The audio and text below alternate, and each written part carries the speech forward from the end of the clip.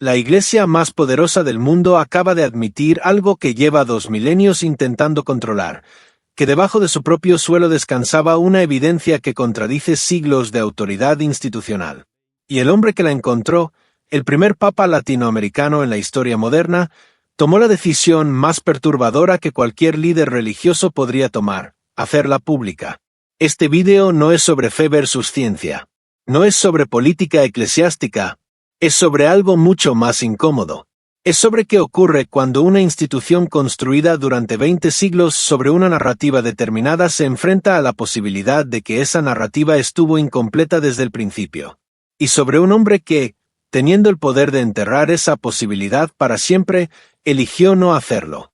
Si eres de las personas que siempre sintió que la versión oficial de algo se contaba con demasiada comodidad, si eres de las que cuando una institución dice confíen en nosotros instintivamente preguntan ¿por qué?, entonces lo que viene en los próximos minutos fue hecho para ti. Quédate hasta el final, porque la revelación más perturbadora no está al principio. Está exactamente donde nadie la esperaba. Dale like si ya desde este momento sientes que algo no cuadra. Y activa la campana, porque lo que este hallazgo pone en movimiento no termina aquí. Hay un momento específico en el que una historia deja de ser una historia y se convierte en algo que cambia el mundo. No es el momento del descubrimiento. No es el momento de la revelación pública. Es el momento privado, silencioso, que ocurre entre los dos. El momento en que alguien con poder absoluto sobre lo que se sabe y lo que no se sabe, sostiene en sus manos una verdad que podría destruirlo todo, y tiene que decidir. Ese momento ocurrió un martes por la mañana en el subsuelo de la Basílica de San Pedro. Y el hombre que lo vivió fue Robert Francis Prevost, el Papa León XIV, un religioso de origen latinoamericano que había llegado al papado con la reputación de ser un hombre más dado a la escucha que al ruido, más inclinado a las preguntas difíciles que a las respuestas cómodas. Lo que encontraron sus trabajadores de restauración esa mañana no estaba en ningún plano arquitectónico. No existía en ningún registro del archivo apostólico. No había sido catalogado, mencionado ni insinuado en ninguno de los documentos que custodian la historia oficial de la Santa Sede. Era una cámara sellada con un material que los ingenieros presentes no habían visto antes, ni siquiera en las excavaciones más antiguas del complejo vaticano. Y en su interior, sobre una plataforma de roca elevada, descansaba algo que los primeros expertos en verla describieron, con una mezcla de fascinación y algo parecido al vértigo, como un objeto que técnicamente no debería existir. Vamos a ir despacio, porque esta historia tiene más capas de las que parecen. Y cada capa, al retirarse, revela algo más perturbador que la anterior. Para entender el peso de lo que fue encontrado, hay que entender primero el lugar donde fue encontrado. La Basílica de San Pedro no es simplemente un edificio grande con mucho mármol. Es el corazón simbólico e institucional del catolicismo romano, construida sobre lo que la tradición señala como la tumba del apóstol Pedro, el primer papa según la doctrina eclesiástica. Cada piedra de ese suelo carga con 16 siglos de historia acumulada, con concilios, cismas, reformas, guerras y decisiones que moldearon el mundo occidental tal como lo conocemos. Las intervenciones de restauración en ese tipo de estructura son eventos meticulosamente documentados. No se mueve una piedra sin que quede registro. No se abre una sección sin que exista un protocolo aprobado por múltiples instancias. Cuando el equipo de restauración abrió el segmento del subsuelo cerca del altar papal en ese martes ordinario, lo hicieron con el permiso de los organismos correspondientes, con el objetivo declarado de reforzar fundaciones que los ingenieros habían señalado como necesitadas de atención preventiva. Nadie buscaba nada. Eso es relevante, porque lo que encontraron no fue el resultado de una búsqueda, sino de un accidente. Y los accidentes, cuando ocurren en los lugares más vigilados del mundo, merecen una atención particular. El hueco que apareció era perfecto en su geometría, rectangular, con una regularidad que sugería intención y no casualidad. El mortero que lo sellaba presentaba una composición química que dejó a los ingenieros sin referencia comparativa. No correspondía a ninguna técnica de construcción documentada en ese periodo ni en esa zona geográfica. Era, en términos técnicos, una anomalía. El jefe del equipo llamó de inmediato al Pontificio Consejo para la Cultura. Ellos contactaron al director del Archivo Apostólico, El director, sin perder tiempo en deliberaciones, fue directamente al secretario de Estado del Vaticano. En menos de media hora, la zona estaba acordonada. Nadie más entraba. Nadie más salía. Piensa en eso un momento. Media hora. En una burocracia eclesiástica que lleva siglos perfeccionando el arte del proceso lento, esa velocidad de respuesta sugiere que quienes tomaron las decisiones esa mañana entendieron de inmediato que lo que tenían entre manos no era ordinario.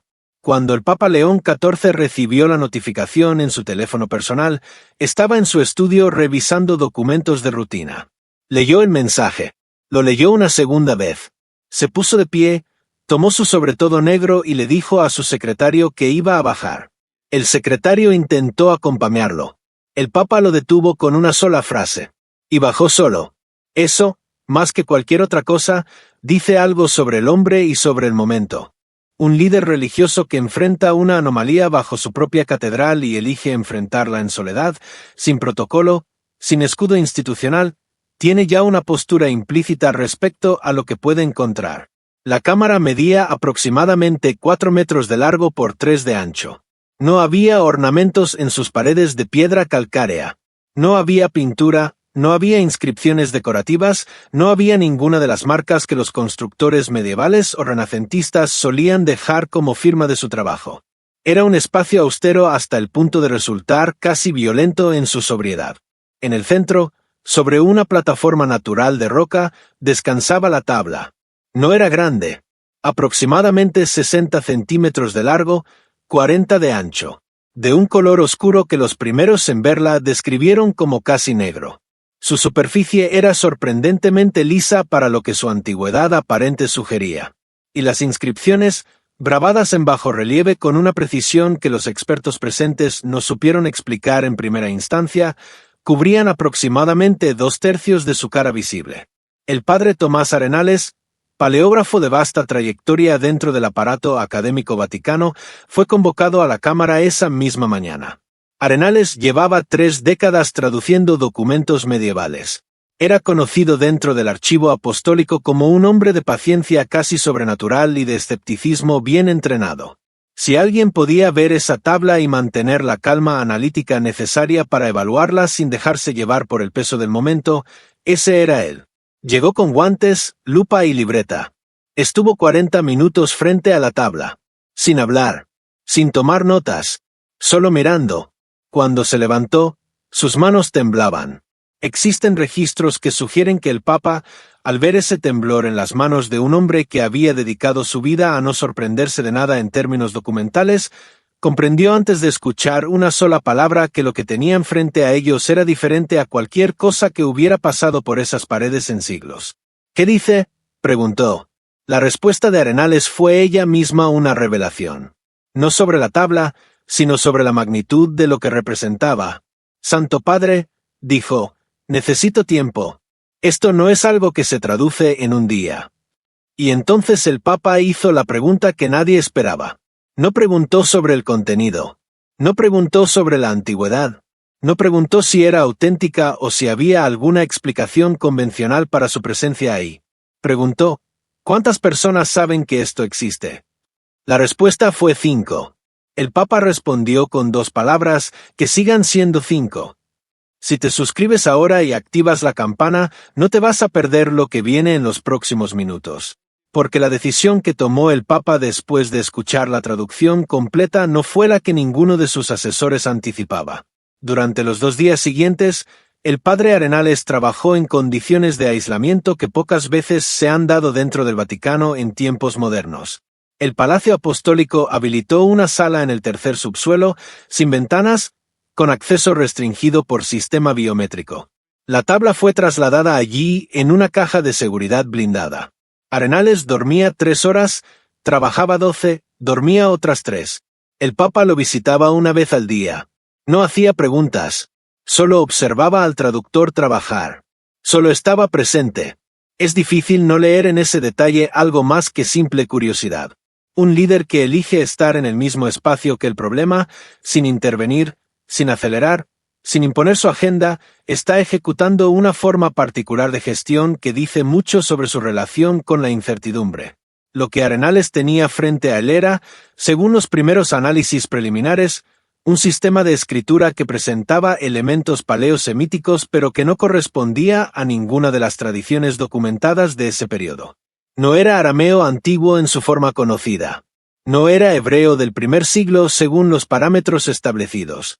No era ninguno de los sistemas de escritura que el extenso catálogo académico disponible podía identificar con certeza. Era, en términos estrictamente lingüísticos, una anomalía. Algo que muchos investigadores describirían como imposible dado lo que se sabe sobre los sistemas de escritura del Mediterráneo oriental en ese periodo histórico. La composición mineral del material fue analizada en paralelo, en secreto, sin que los técnicos que realizaron el análisis supieran exactamente de dónde provenía la muestra que estaban examinando. Los resultados señalaron una antigüedad consistente con el primer siglo de la Era Común. Más de 2000 años de existencia, Dak Yemen Tebel.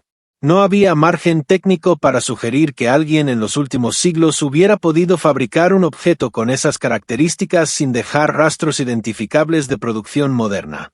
A las 2 de la madrugada del tercer día, Arenales llamó al Papa. «Ya terminé», dijo. El Papa llegó en 10 minutos. Había 3 hojas escritas a mano sobre la mesa. Arenales no había dormido desde la noche anterior. Sus ojos estaban rojos, pero su voz era firme cuando habló. Lo que voy a leerle, no sé si la Iglesia está lista para esto. El Papa se sentó. Cruzó las manos. Léame. El texto de la tabla, según la traducción del padre Arenales, no era un texto histórico. No era una crónica. No era un relato de eventos. Era un mensaje, dirigido, según su propia formulación, a quienes custodiaran el camino del Maestro. No nombraba instituciones. No daba fechas. No hacía referencias geográficas verificables. Pero su contenido era de una especificidad que resultaba difícil de atribuir a la vaguedad intencional. El texto señalaba, en su primera sección, que el mensaje del Maestro Jesús de Nazaret había sido preservado en su forma más pura dentro de esa misma tabla. Que había sido sellada en un tiempo en que quienes custodian el nombre lo habían convertido en instrumento de poder. Y que estaba destinada a ser encontrada cuando el mundo más lo necesitara. No había forma de verificar si esa afirmación sobre el propósito de su sellado era parte del texto original o una interpretación del contexto. Lo que sí era verificable, según Arenales, era la coherencia interna del texto y su consistencia con ciertos aspectos del pensamiento del Jesús histórico tal como lo estudia la Academia Contemporánea. El mensaje hablaba de 4 principios que, según el texto, constituían el núcleo de la enseñanza original antes de cualquier codificación formal. El primero era la igualdad radical entre todos los seres humanos, sin excepción documentada. El segundo era el rechazo explícito al uso del nombre del Maestro para excluir, clasificar o ejercer poder sobre otros. El tercero era la primacía absoluta de la compasión sobre cualquier ley religiosa en cualquier circunstancia de confrontación entre las dos. Y el cuarto era una advertencia, que toda institución que olvidara estas raíces traicionaba, por definición, su propio origen.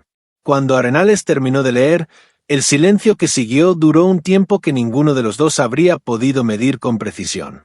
El Papa preguntó si la traducción era segura. Arenales respondió que había verificado cada símbolo 3 veces. Preguntó si podría tratarse de una falsificación. El análisis mineral descartaba esa posibilidad con una solidez técnica que no dejaba margen razonable para la duda. El Papa se levantó. Fue hasta la puerta. La abrió. Antes de salir, dijo sin voltear, «Nadie más lee esto por ahora». ¿Cuántas veces en la historia de esa institución alguien en posición de autoridad máxima había sostenido en sus manos algo capaz de sacudir sus propios fundamentos? La respuesta probablemente no sea ninguna. Lo que sí es inusual es lo que ocurrió después. En las siguientes 48 horas, el Papa León XIV hizo algo que nadie en la curia anticipaba. No convocó una junta de cardenales. No llamó al secretario de Estado. No activó ninguno de los protocolos institucionales diseñados precisamente para situaciones que exceden la gestión individual. Se sentó solo en su estudio. Y leyó. Leyó los evangelios canónicos. Leyó las epístolas paulinas. Leyó los documentos del Concilio Vaticano II. Leyó escritos de teólogos de liberación que habían sido silenciados durante pontificados anteriores. Comparó, subrayó, anotó en los márgenes. Lo que buscaba, según puede inferirse de los registros disponibles de ese periodo, era una respuesta a una pregunta muy específica. ¿Lo que decía esa tabla contradecía el núcleo del mensaje de Cristo o lo amplificaba? A las 3 de la madrugada del segundo día escribió en su libreta personal una sola línea. No contradice, amplifica. Y debajo de esa línea, con una honestidad que pocos líderes institucionales se permitirían en privado, escribió otra. Tengo el derecho de enterrar esto otra vez. No como una decisión, como una constatación, como el reconocimiento de que el poder que tenía sobre ese objeto incluía la opción de hacerlo desaparecer, igual que había desaparecido durante 20 siglos, sin que nadie en el mundo exterior pudiera cuestionarlo. El hecho de que escribiera esa frase en su libreta, en lugar de simplemente actuar en consecuencia con ella, sugiere que ya estaba decidido a no hacerlo. Pero entonces, antes de que pudiera formalizar ningún paso, algo se complicó.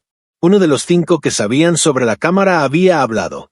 La información había llegado al cardenal Benedetto Viteri, reconocido dentro de los círculos internos del Vaticano como uno de los defensores más firmes de la ortodoxia doctrinal tradicional.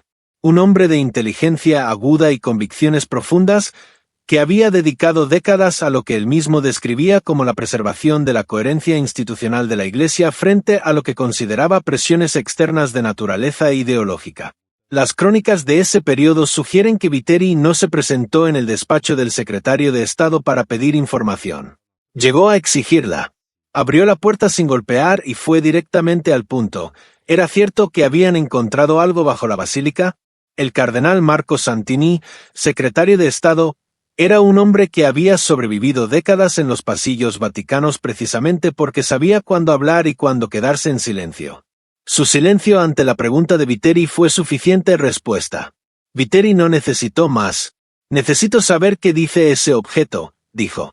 Porque si el Papa tiene intención de usarlo para justificar cambios en la doctrina, eso es un problema que va más allá de su autoridad personal. Santini lo miró durante un momento largo. Eso lo decide él, Benedetto, no nosotros. Viteri salió sin responder. Pero antes de llegar al final del pasillo, sacó su teléfono y marcó un número en Roma. Algo se había puesto en movimiento que ya no podía detenerse. El Papa supo lo que había ocurrido esa misma tarde. Su red de información interna era más eficiente de lo que muchos dentro del sistema suponían. Cuando le confirmaron que Viteri ya tenía conocimiento de la existencia de la tabla, el Papa no se mostró sorprendido. Solo asintió y dijo algo que resume con precisión su lectura de la situación: era inevitable. Esa frase contiene más información de lo que parece. Sugiere que el Papa nunca creyó que la discreción podría mantenerse indefinidamente. Que el secreto no era para él una solución sino un compás de espera. Que lo que estaba evaluando no era si revelar, sino cuándo y cómo. Esa noche convocó una reunión privada con 3 personas, el cardenal Santini, el padre Arenales y la doctora Isabella Ferraro, historiadora especialista en cristianismo primitivo que había venido colaborando de forma informal con el pontificado desde que León XIV asumió el cargo. A Ferraro le habían informado sobre la tabla esa misma tarde. Sus reacciones, según quienes la conocen, habían pasado del escepticismo a la incredulidad y de ahí a algo que ella misma no supo nombrar con precisión inmediata. Lo que dice ese texto, dijo Ferraro en esa reunión privada en la biblioteca papal, es coherente con los hallazgos académicos más recientes sobre el Jesús histórico. No es una aberración documental. Es, en cierta forma, una confirmación de lo que la investigación académica independiente lleva décadas señalando sin que la institución lo reconociera. Y entonces el Papa habló. Voy a anunciarlo. El silencio que siguió a esas 4 palabras fue de los que tienen peso físico. Santini fue el primero en hablar. Santo Padre, eso desatará una tormenta que no tiene precedente en décadas. Lo sé. Hay cardenales que van a interpretarlo como una manipulación para justificar una agenda reformista. También lo sé. La tranquilidad con que el Papa respondió a cada objeción no era la tranquilidad de quien no entiende los riesgos.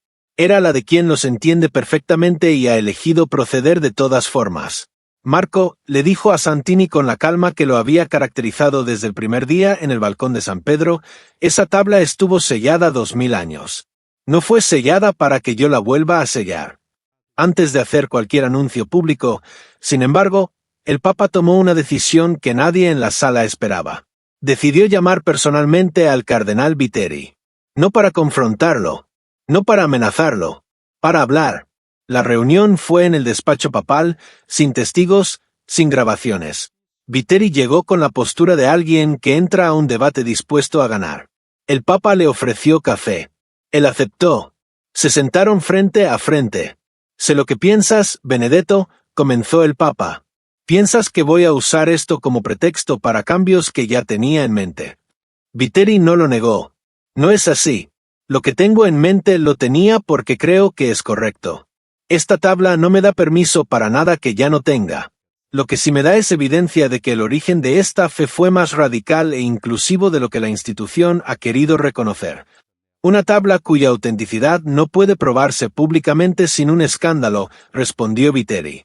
«Puede probarse. Los análisis están completos. El material es del primer siglo. Nadie fabricó esto». Vitteri dejó la taza sobre el escritorio. «Y si la haces pública, una parte de la Iglesia te va a acusar de herejía. Otra parte va a usarla para desestabilizar todo lo que hemos construido. Y otra parte», dijo el Papa, «va a entender que el mensaje de Cristo siempre fue más grande que nuestras instituciones». Vitteri lo estudió durante un momento. «¿Cuándo?» «En 4 días. Conferencia de prensa internacional. Transmisión desde la sala de prensa del Vaticano». El cardenal se levantó, fue hasta la puerta.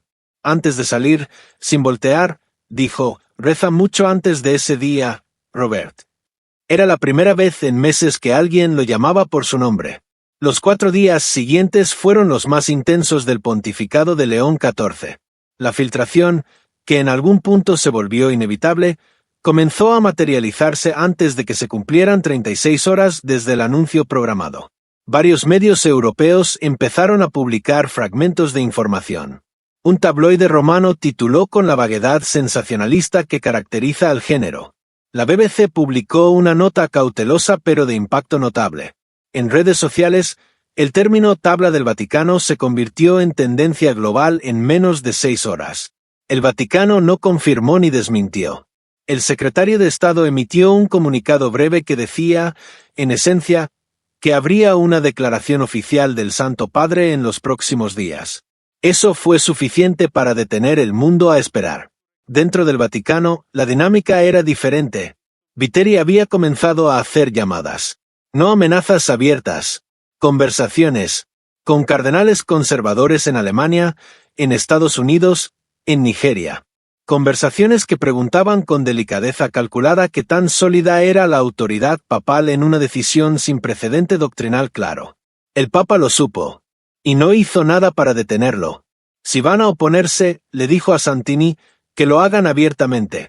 Yo prefiero un debate honesto a un sabotaje silencioso. La noche antes de la conferencia, León XIV fue solo a la Capilla Sistina. No rezó en voz alta. Solo se sentó en uno de los bancos de madera oscura y miró hacia arriba, hacia el techo de Miguel Ángel, hacia esa imagen que millones de personas han reproducido en todos los formatos imaginables, la mano extendida de Dios que casi toca la mano de Adán. La distancia entre los 2 dedos. El espacio donde algo podría ocurrir o no. Permaneció ahí 1 hora. Cuando salió, su secretario lo esperaba con una lista de mensajes urgentes de 8 cardenales que pedían reunión inmediata. El Papa revisó la lista, la dobló y la guardó en su bolsillo. «Mañana», dijo. Esa noche durmió 5 horas sin interrupciones. El día de la conferencia amaneció nublado en Roma.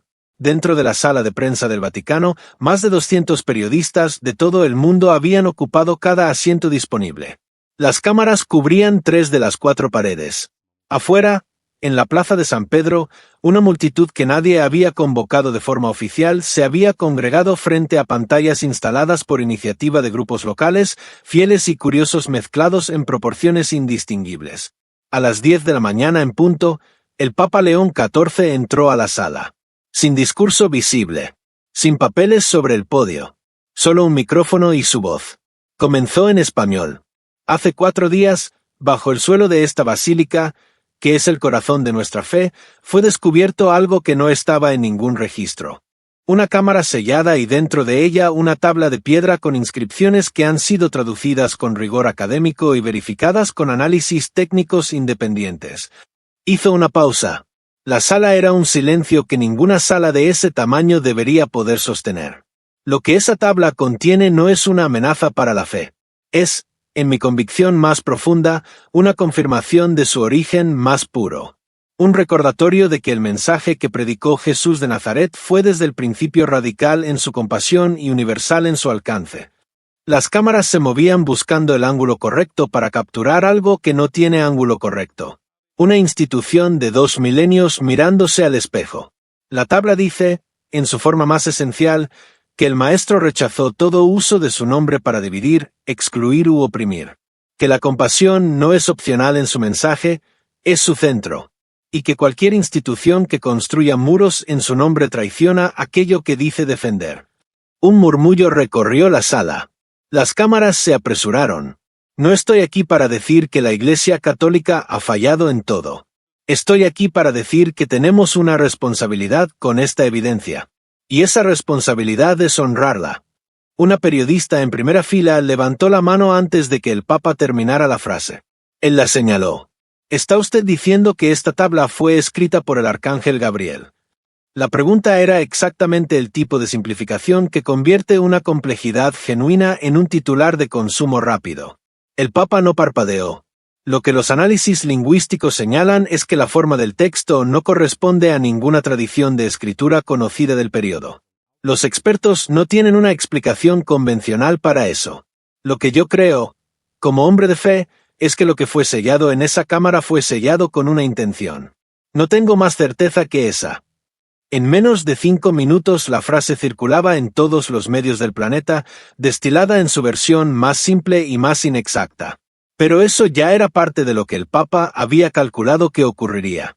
Lo que vino después fue exactamente lo que el cardenal Santini había advertido. Y también algo que nadie había calculado del todo.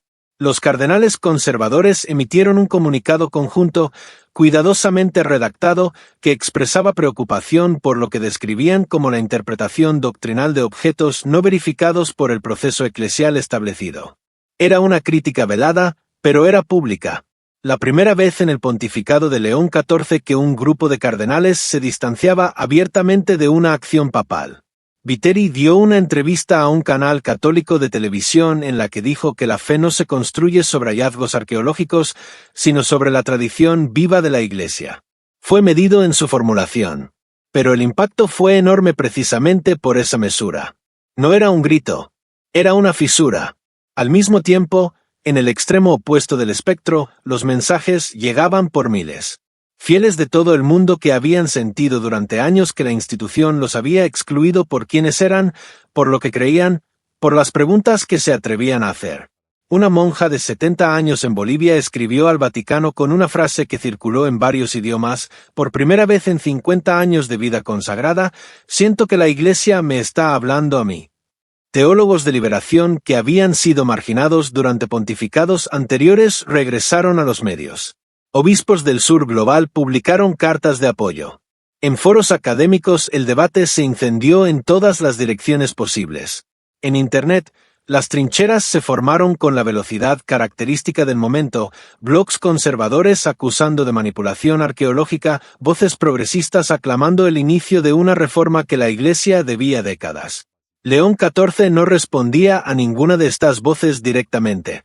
Observaba, escuchaba y esperaba. Suscríbete si llegas hasta aquí pensando que lo que viene ahora es más tranquilo. No lo es. 3 días después de la conferencia, el cardenal Vitteri solicitó una audiencia formal. El Papa la concedió de inmediato. Esta vez no fue una conversación privada. Vitteri llegó acompañado de 2 asesores canónicos. El Papa recibió con el padre Arenales y la doctora Ferraro presentes. El escenario ya era otro. No era un diálogo entre 2 hombres tratando de entenderse. Era una confrontación institucional con testigos.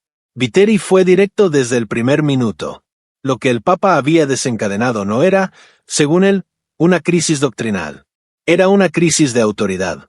Si la percepción pública es que la Iglesia puede ser reformada cada vez que alguien encuentra un objeto bajo tierra, habremos destruido el fundamento sobre el que descansa nuestra credibilidad institucional. El argumento era inteligente precisamente porque no era teológico. Era estructural. No cuestionaba el contenido de la tabla. Cuestionaba el proceso por el cual un líder individual podía permitir que ese contenido alterara el rumbo de una institución de 2000 años. El Papa lo escuchó completo, sin interrumpir. ¿Y cuál es tu propuesta, Benedetto? Vitteri no titubeó. Declarar públicamente que la tabla era un hallazgo arqueológico de valor histórico, pero sin implicaciones doctrinales. Frenar el debate. Devolver la estabilidad.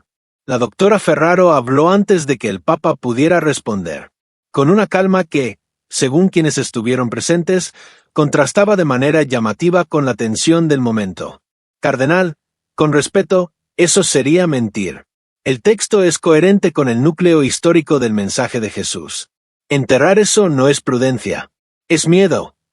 Vitteri la miró con una frialdad calculada. Doctora, la Iglesia no toma decisiones basadas en análisis académicos independientes. Quizás debería, dijo ella. El cardenal volvió los ojos al Papa. Santo Padre, lo que está en juego no es una tabla. Es la unidad. Y el Papa eligió ese momento para decir algo que ninguno de los presentes olvidaría. Benedetto, el cuerpo humano a veces tiene que romperse para curarse. Una cirugía duele, pero no operar puede matarlo. Yo creo que esta Iglesia lleva décadas necesitando una cirugía. Y no tengo intención de seguir posponiendo eso. Vitteri se levantó. Sus asesores lo imitaron. Antes de salir, dijo en voz baja, va a arrepentirse de esto. No era una amenaza. Era casi una tristeza. Esa tarde, el Papa León XIV grabó un vídeo de 12 minutos publicado en todos los canales oficiales del Vaticano. Sin teleprompter. Mirando directo a la cámara. Habló en español, en italiano y en inglés. Mostró fotografías de la tabla. Explicó el proceso de traducción. Presentó los resultados de los análisis técnicos. Y luego habló de algo diferente. De lo que significaba ser católico en el siglo XXI. De los millones de personas que habían abandonado la fe, no porque dejaran de creer en Cristo, sino porque sentían que la institución los había traicionado. De los jóvenes que preguntaban y no recibían respuestas.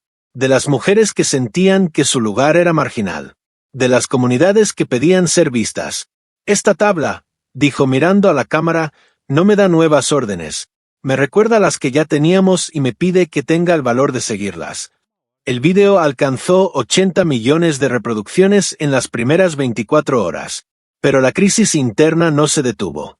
48 horas después, una filtración desde dentro del Vaticano reveló que 16 cardenales habían firmado una carta privada al Papa solicitando la convocatoria de un sínodo extraordinario antes de tomar cualquier medida doctrinal basada en el hallazgo.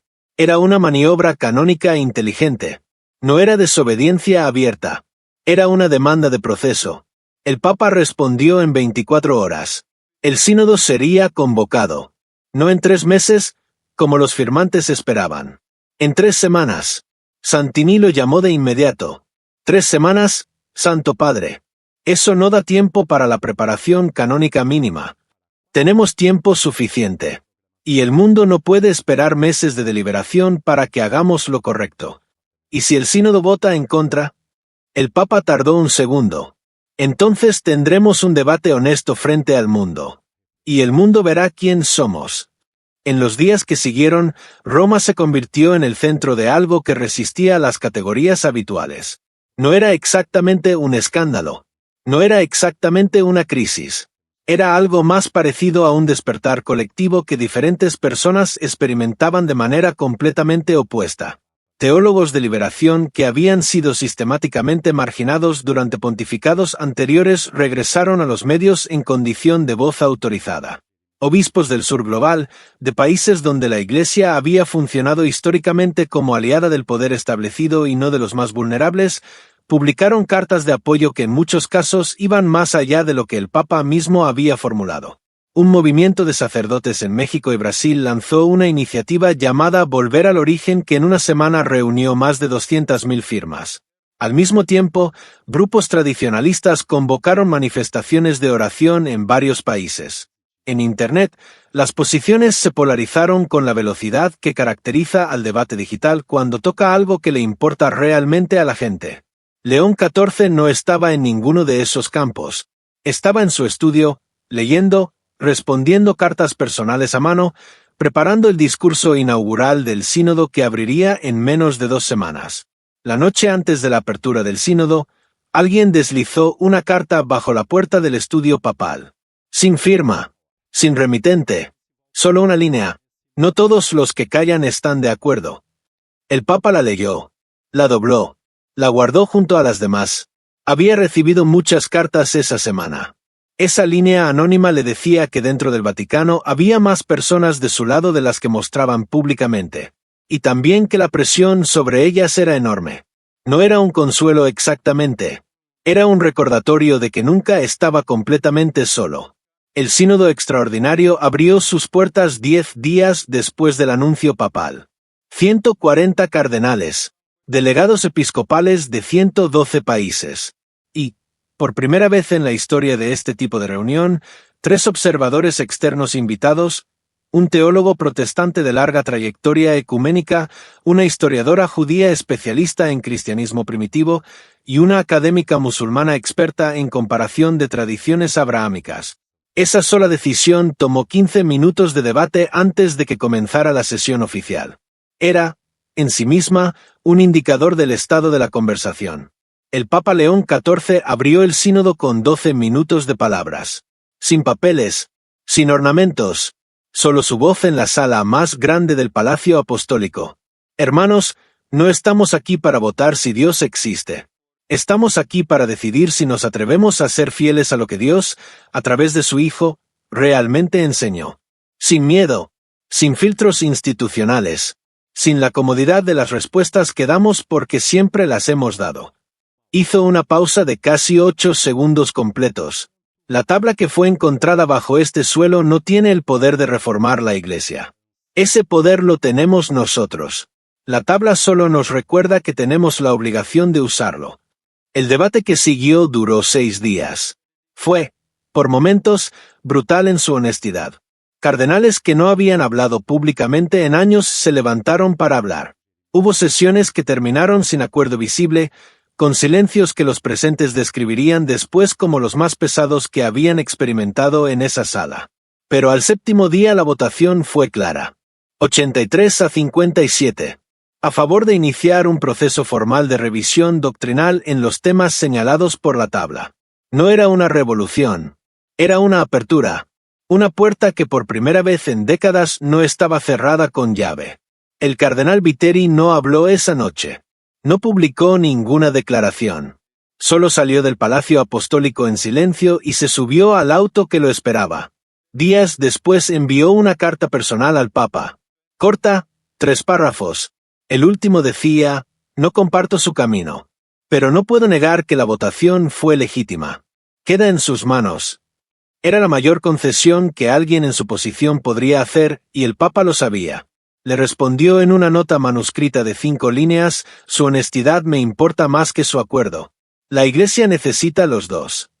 Esa tarde, el Papa León XIV bajó solo al lugar donde todo había comenzado. La cámara bajo la basílica. Ya sin acordonamiento, ya sin guardias. Solo los muros de piedra calcárea, el silencio de 2000 años y el espacio vacío donde había descansado la tabla durante siglos. Se quedó de pie en el centro del cuarto pequeño. Miró las paredes, miró el suelo, pensó, según puede inferirse de las pocas palabras que diría sobre ese momento, en quienes habían sellado ese lugar, en que habían sabido que los demás no sabían, en por qué habían elegido preservar en lugar de destruir. Tal vez porque confiaban en que llegaría un momento en que alguien tuviera el valor de leerlo en voz alta.